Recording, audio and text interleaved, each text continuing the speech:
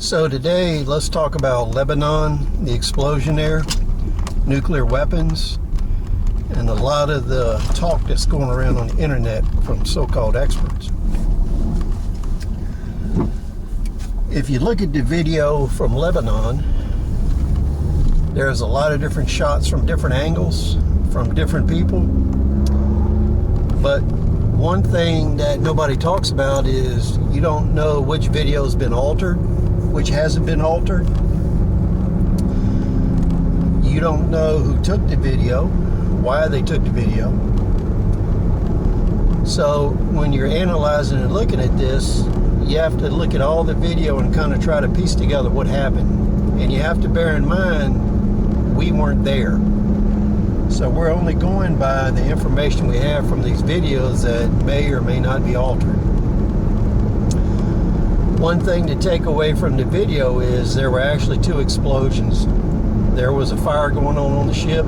There was a smaller explosion, and then you had the massive explosion. The best way to think about this is it appears to be that the first explosion was putting the explosive material into the air.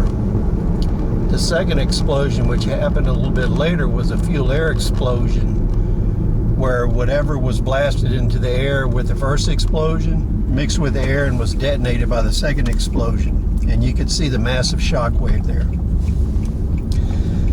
Now there's one thing that is available on footage that's kind of similar. When we were running the space shuttle program in the United States, one of the reloading facilities that reloaded the booster rockets, can't remember for sure whether it was the actual reloading facility or it was the one that was making the compound, but there was an explosion there of a similar size.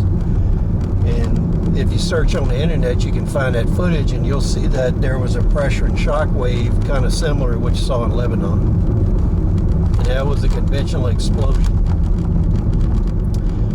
Now, with nuclear explosions, there's several kinds depending on how the weapon's detonated, right?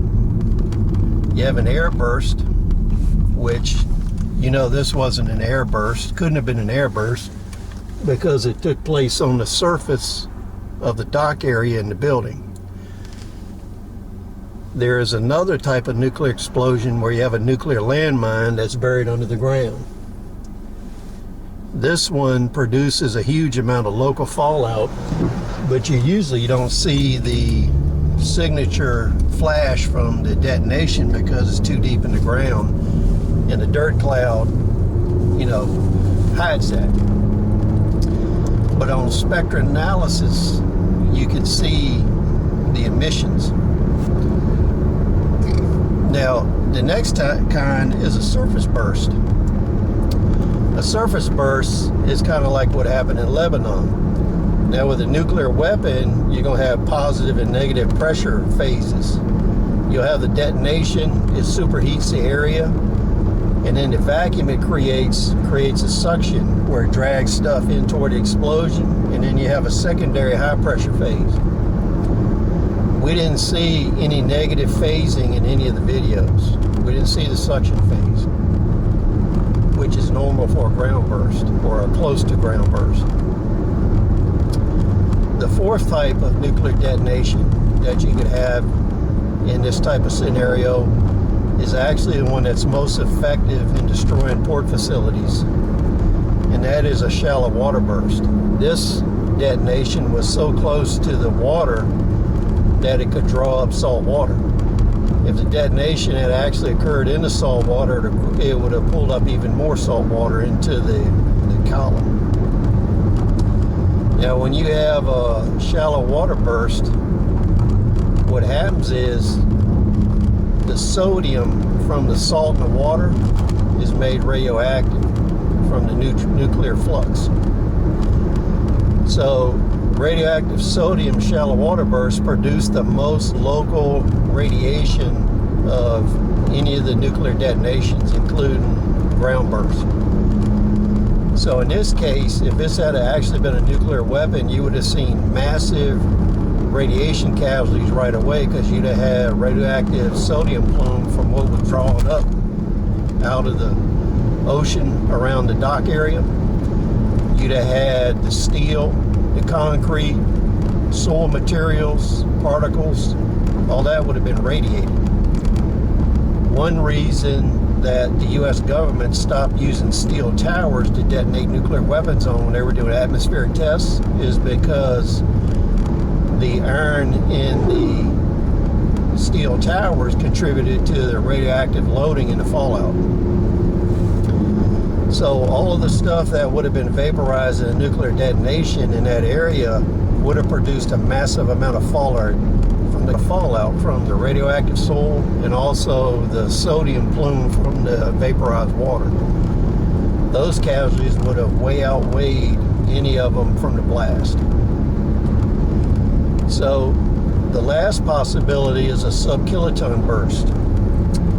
We know that this was about a 3.5 kiloton explosion from what people said and what was measured and the amount of explosives that was there. With sub-kiloton bursts, it kind of blurs the line between conventional and nuclear weapons. In reality, there is no stopping point, no threshold between nuclear and conventional weapons. That's a man-made construct that was produced through propaganda to support the MAD theory, mutually assured destruction. Once you get into sub-kiloton weapons, and you can go on the internet and look up sub-kiloton weapons and the explosions. For instance, a .0066 or .0067 kiloton sub-kiloton device would produce an initial nuclear pulse that way outran any destruction from blast. So when you're looking at these things, when they detonate, you get the UV detonation out to about 900 meters. You get 6,000 rads of radiation, which incapacitates within 5 minutes. That's the protocol that they use when designing these weapons, and also neutron weapons. So with the sub-kiloton, you know it wasn't a sub-kiloton weapon. It wouldn't have caused all that blast destruction. And the radius of high radioactivity would have been roughly 1,800 meters. So it wasn't one of those either. And sub-kiloton weapons are very rare. You know, I heard several of these so-called experts that hide behind X's and R's and Mr. This and Mr. That saying it was sub-kiloton. Sub-kiloton weapons kill by the radiation. So you have to keep that in mind. So when you look at all the evidence, everything points to a two-component fuel-air explosion. Now, tell me what you think. Rate, subscribe. See you on the next video.